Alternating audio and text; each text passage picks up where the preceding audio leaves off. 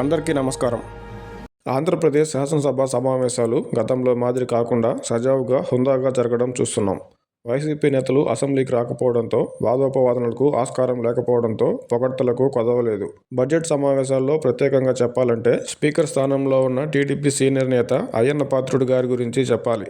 తన సీనియారిటీకి తగ్గట్టు కొత్తగా ఎన్నికైన ఎమ్మెల్యేలకు సూచనలు ఇస్తూనే బడ్జెట్ కేటాయింపులపై చదువుకొని రావాలని, అందుకు ఒకరోజు సమయం ఇవ్వడం స్పీకర్గా అయ్యన్న గారి పనితనానికి, సీనియారిటీకి నిదర్శనం. దాంతోపాటు తన సహజ ధోరణిలో మంత్రులకు, ఇతర సభ్యులకు అవసరమైన చోట చురకలు వేస్తూనే ఉన్నారు. డిప్యూటీ స్పీకర్ రఘురామకృష్ణరాజు గారు సైతం హుందాగా ఉత్తమ పనితీరును కనపరుస్తున్నారు.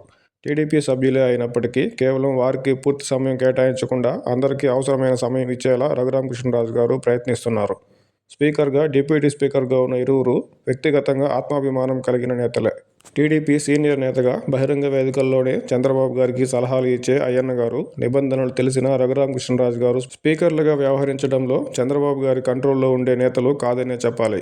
అసెంబ్లీ నిబంధనల ప్రకారం వారిద్దరూ నడుచుకుంటారనడంలో ఎలాంటి అతిశయోక్తి లేదు. బీజేపీ శాసనసభాపక్ష నేతగా ఉన్న విష్ణుకుమార్ రాజు గారు తగినంత సమయం మాట్లాడుతూనే ఉండడం చూస్తున్నాం.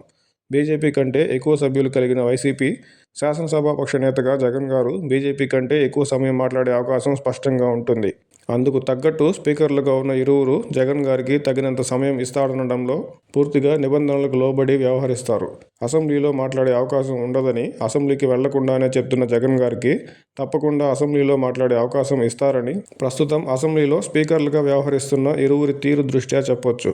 అందుకే వేరే ఇతర కారణాలు వెతుక్కోకుండా స్పీకర్ల అండతో జగన్ గారు పునరాలోచించుకొని అసెంబ్లీకి వెళ్లేలా నిర్ణయం తీసుకోవాలి. అసెంబ్లీకి రాకుండా మాట్లాడే అవకాశం రాదని చెప్పడం కంటే అసెంబ్లీకి వచ్చి ఏం జరుగుతుందో తెలుసుకొని ప్రజలకు తెలియజేసి తర్వాత నిర్ణయం తీసుకుంటే బాగుంటుంది. అధికారం లేదా అధికార హోదా ఇస్తామంటేనే అసెంబ్లీకి వస్తామనడం సరికాదు. జగన్ గారు అసెంబ్లీకి వెళ్లకూడదని తీసుకున్న నిర్ణయాన్ని, ఆయనకు ఒకసారి ముఖ్యమంత్రిగా అవకాశం ఇచ్చిన ప్రజలు 39% ఓట్లేసిన ప్రజలు స్వాగతించరని గుర్తించాలి.